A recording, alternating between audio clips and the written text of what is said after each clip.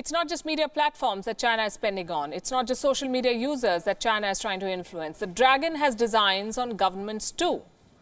On Sunday, a German newspaper reported that Chinese officials tried to influence their government. The newspaper referred to a confidential foreign ministry document. It said that senior German officials were, quote-unquote, invited to speak in positive terms about China. It wanted Germany to praise China's response to the outbreak, a request that was flat out rejected. Reports say that Germany's foreign ministry issued a recommendation. It asked all government departments in Germany to reject any such requests from China.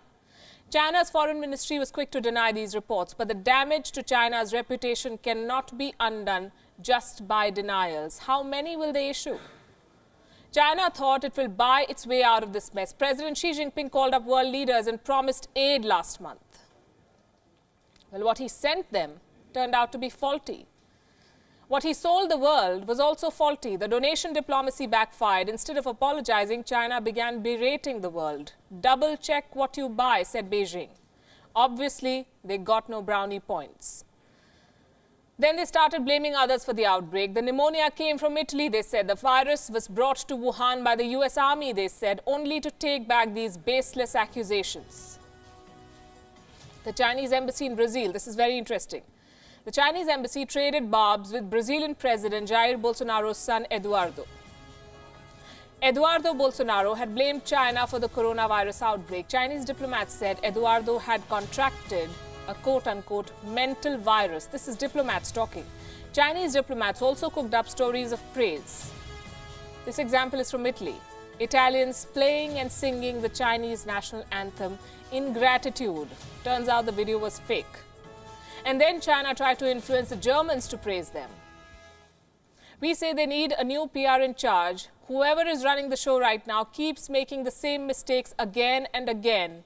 What did not work in Germany was also tried in the US, we can tell you. It did not work there either. The Chinese consulate reportedly approached lawmakers in Wisconsin for a commendation. What they got instead was criticism. And this happened in the month of March. The Chinese consulate had approached the Wisconsin state president, Roger Roth.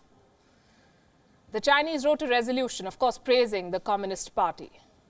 That resolution had words like transparent and quick for China's coronavirus response. Roger Roth was approached twice. When the first email came, he thought the demand from China was a joke. Why would he praise them? When the same request was made for the second time, Roger Roth decided to respond.